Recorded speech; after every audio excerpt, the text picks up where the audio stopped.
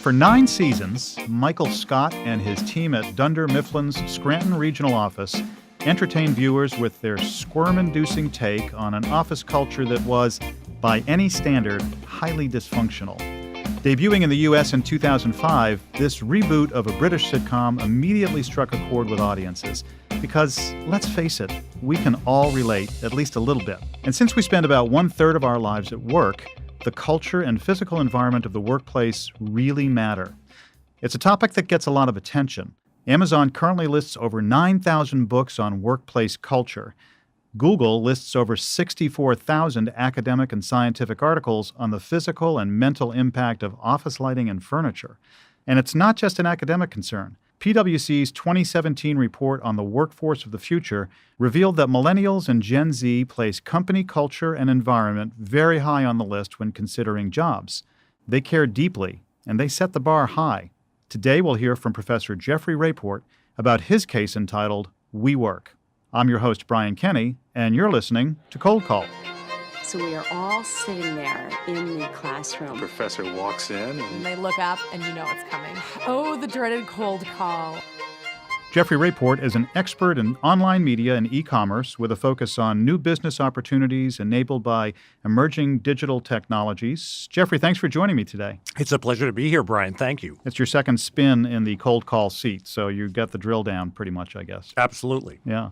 And that's the first time I've ever been able to mention Dunder Mifflin in an intro, so I had a little fun with that. That was very nice. Talk about television trivia. Our listeners should know. There you go. So I'm going to ask you to start the way I always ask folks to start. Can you tell me who's the protagonist in this case and what's on their mind? So the protagonist of this case is Miguel McKelvey, who many people will know as one of the 2 co-founders of WeWork. His partner, Adam Newman, is the more visible of the 2. Adam is CEO, and Miguel, just until the time of the case, is the architect and chief creative officer, as well as co-founder of WeWork. And the case presents him in a new role, chief culture officer. Yeah. And for those who don't know out there what WeWork is, can you just describe what they do? WeWork is the leader in a category that in the real estate industry is referred to as the serviced office leasing market. That's catchy. It is catchy, and it's actually been a moribund sector for a very long time. People will know it from the dominant player in the category called Regus, now called IWG. Regus is the rentor of short-term leased office space for scenarios, if you'll forgive me, a little like the television show you referenced at the front end, meaning these are gray, formica-laden spaces with indoor-outdoor carpeting, and they're pretty generic corporate environments. IWG is the leader in the space. WeWork is number 2, but WeWork is really known as the pioneer in a new category that is referred to as co-working. Co-working is an interesting term coined in 2005 by a software engineer named Brad Newberg, simply referring to the idea of independent workers sitting in the same place. That's the idea. Okay. And this is a little bit off the beaten path from your research expertise in digital. And so how did you hear about WeWork and what prompted you to write this case? Well, it's a great question. I met Miguel McKelvey at a tech conference down in New York City, actually in Brooklyn, that I was moderating, and he and I did a little fireside chat. We started talking about the scaling challenges at WeWork, and he mentioned his new role as chief culture officer. I pulled him aside afterwards. I thought he was a wonderful guy, and I said, listen, I've never met anyone who was a chief culture officer. What in the world does that mean? And that was the genesis of this case study. Okay, great. And I think people are really going to enjoy hearing about WeWork. I had heard of them, but I wasn't aware of their meteoric rise. So really interesting challenges they're facing. So the co-founders have interesting backgrounds, and I'm curious if you can tell us how their life experiences kind of led them down this path and to the concept for WeWork.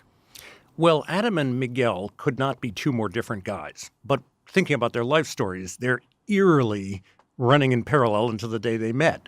So Miguel was born out in Oregon, in Eugene, Oregon, and he grew up not with one mom, but with a bunch of mothers, as he referred to them, in a commune. This was a bunch of women, essentially a matriarchy, and they ran a big collective family. And he essentially helped earn the keep because they started a newspaper called the Eugene Weekly, and he learned a lot about business and entrepreneurship watching his mother and the other mothers get this off the ground.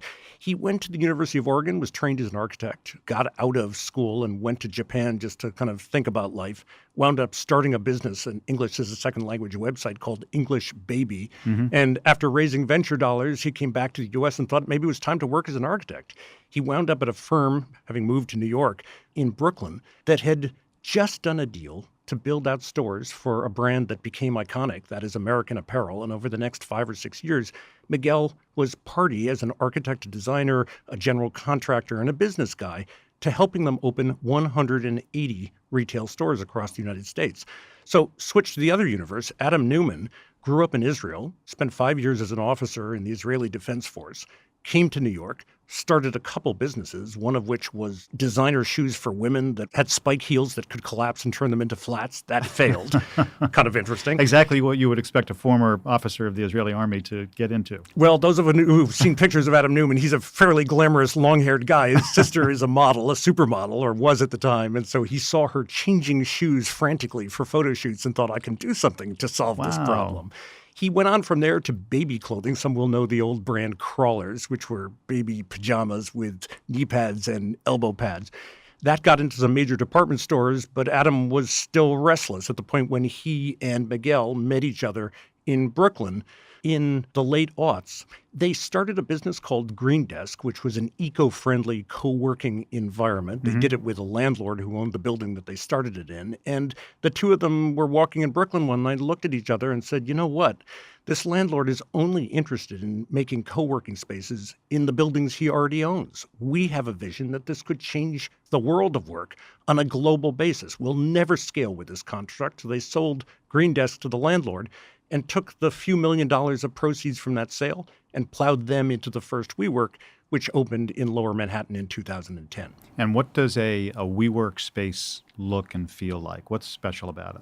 That is a great question because if somebody dropped you in one WeWork space and you looked around, you would see a bunch of open space with closed offices with glass partitions, floor-to-ceiling glass, lots of plants, lots of eco-friendly details, lots of exposed brick, exposed HVAC systems on the ceiling. In the common area, you would find a way to have an espresso coffee. There's always beer on tap. There are a bunch of tables. There's stylish music playing.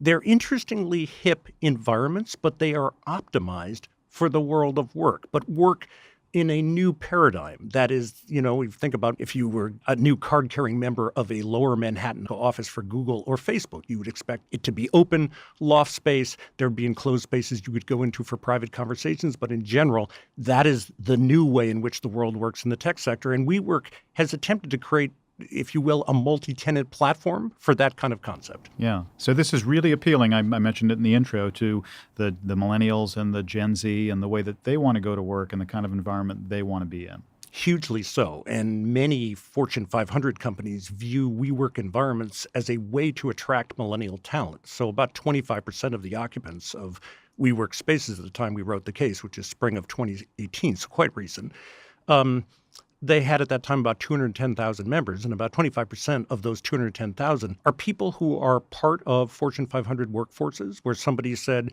gee, we're General Electric and we have a bunch of people sitting in Springfield and productivity is way down. What if we airlifted 120 of them and put them into a WeWork?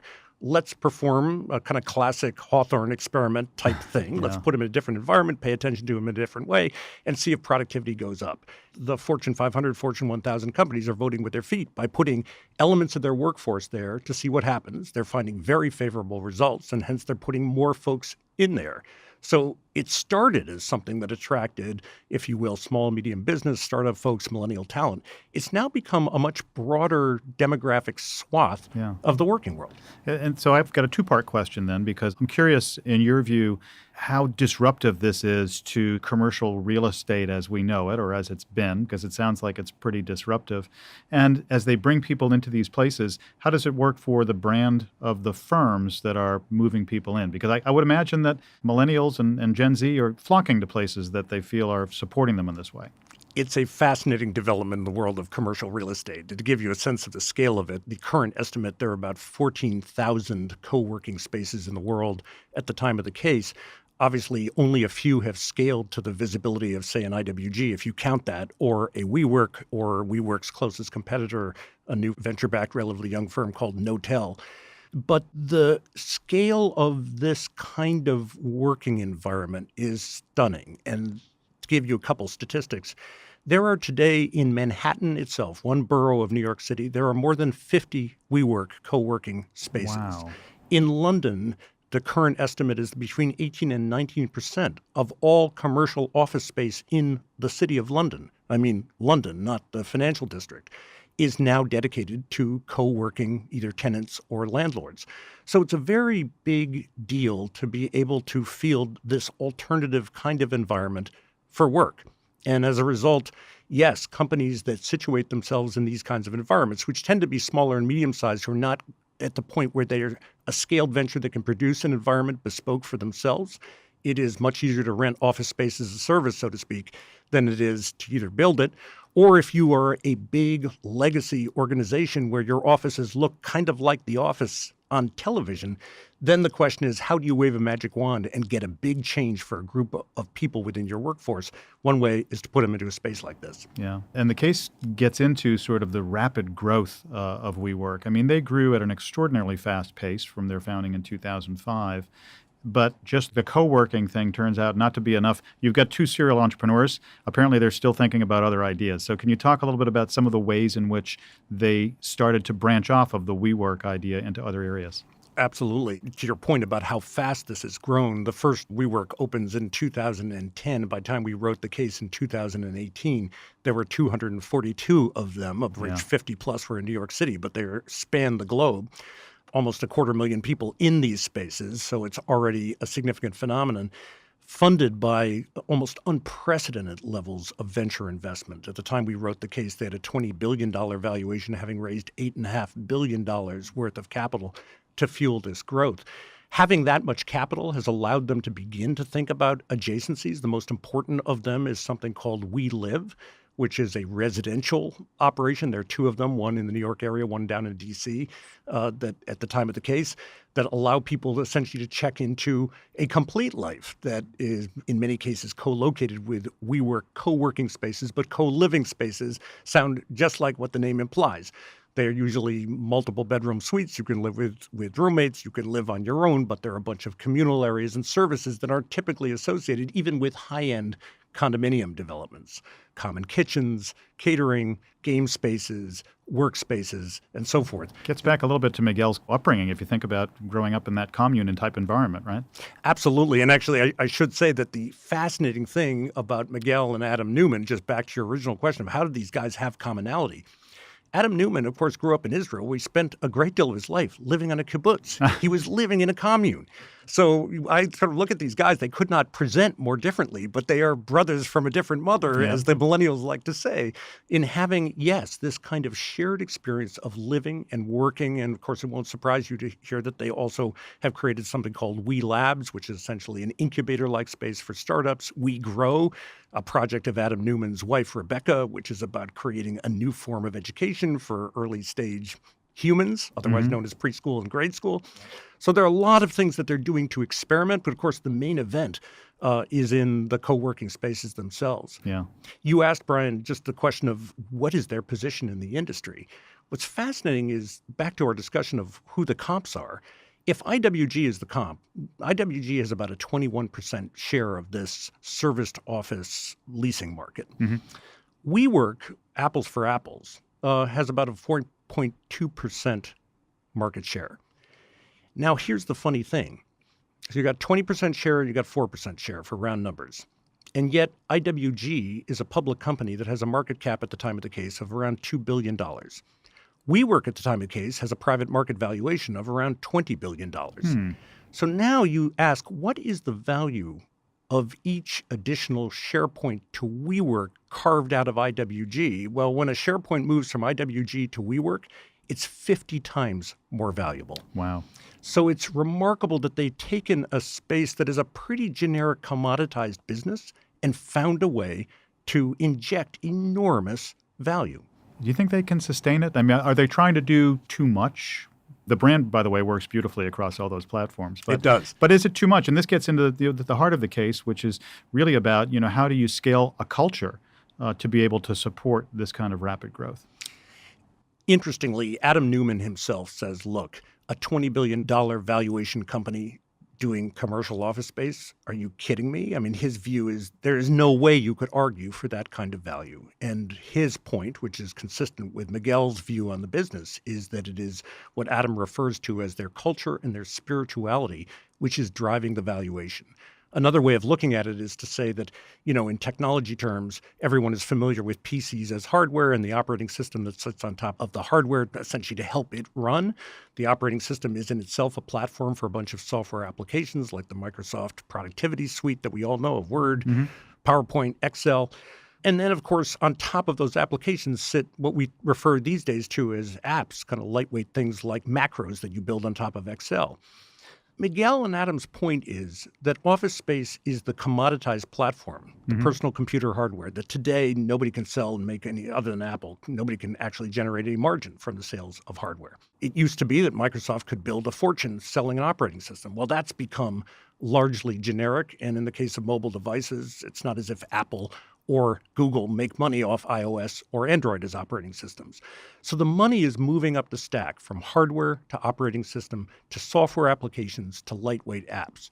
And their argument is that some combination of community, of spirituality, of culture is in the OS to applications layer that is where all the value in commercial real estate going forward will come from. Herein lies another business opportunity for them, which we'll get to in a minute. But how have they thought about applying that theory to WeWork? So the interesting challenge for Adam and especially Miguel is the one who's undertaken this at WeWork, is to say, look, if this is where the magic is, call it valuation, call it anything you want, but this is what is driving the meaning of the brand's meaning to the communities of people who live inside WeWorks, the thing that makes it sought after, not just among small SMB type businesses or startups, but also Fortune 500.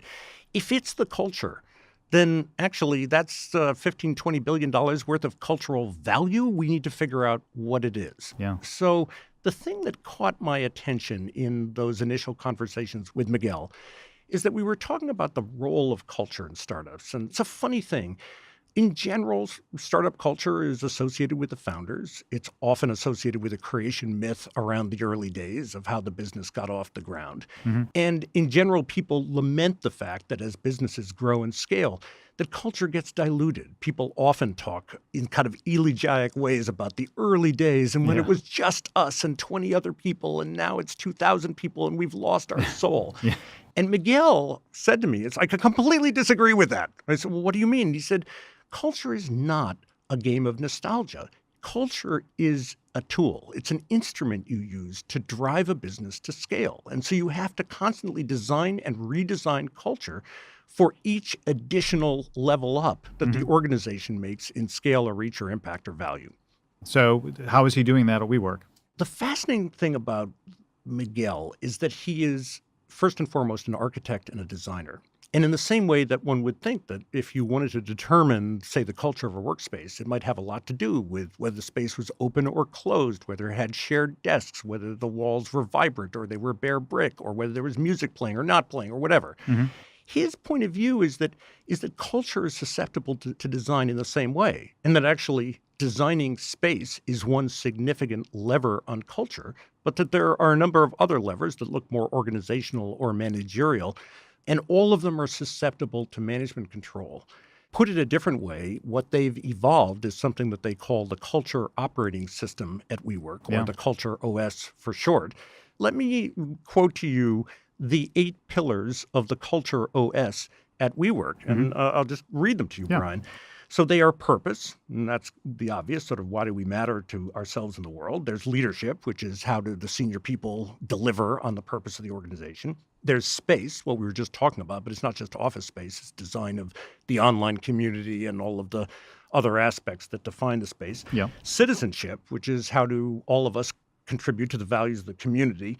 Connection, building relationships with one another. Performance agility. This is a very interesting concept Miguel originated, where he's essentially saying that change on the inside of the organization is faster than change on the outside of the organization, meaning that you're proactive, not reactive in the way that you perform. There's talent, obviously find good people, grow them, et cetera. And finally, platform, sort of what are the systems, tools, et cetera, that enable the environment and all the rest of it. The reason I wanted to go through those one by one is, first of all, to give you and our listeners a sense of, okay, these are the building blocks of the culture OS. Yeah. But also to say that what's remarkable about that list is there's not a single word on it that I've ever seen on a list of corporate values. My interpretation of this is that things like passion and integrity and teamwork and excellence and commitment, those are perfectly useful descriptors of cultural outputs. Mm-hmm. But that our friend Miguel, as a designer, was saying, I get it that we want those outputs, but what I'm interested in as a designer, as a manager, as a leader, is to figure out what are my levers? What are the inputs? How can I actually shape the culture that I want? So his point would be that, of course, you celebrate integrity and teamwork and excellence, but you've got to start by serving the people who are going to wind up forming the teams, aspiring to excellence and exemplifying integrity. His point being that as opposed to this being some mystical thing that people can engage in arm waving about, it's actually something very practical, as opposed to taking it as something that is an act of God or nature that just happened to us. Our culture happened to us because we were 2,000 people and suddenly we turned into a different kind of organization. He's saying, wait a second, you can craft this. You can make the culture you want, and because you're making it to order, you can make it to fit the size and characteristics of your organization. Yeah, I mean, it all makes sense. And therein, I guess, lies the other business idea that Miguel has, being a serial entrepreneur. He's going to try and not just make this work at WeWork, but he thinks there's a model that can be replicated in other places too. You mean by other geographies? No, I actually mean in other organizations. One of the things that the case alludes to is that Miguel is thinking about taking the show on the road a little bit. Absolutely. Yeah. So I'm glad you're focused on that. So the presenting issue in the case is the question of whether WeWork brings something to market that they refer to PXWe, which is short for Powered by We.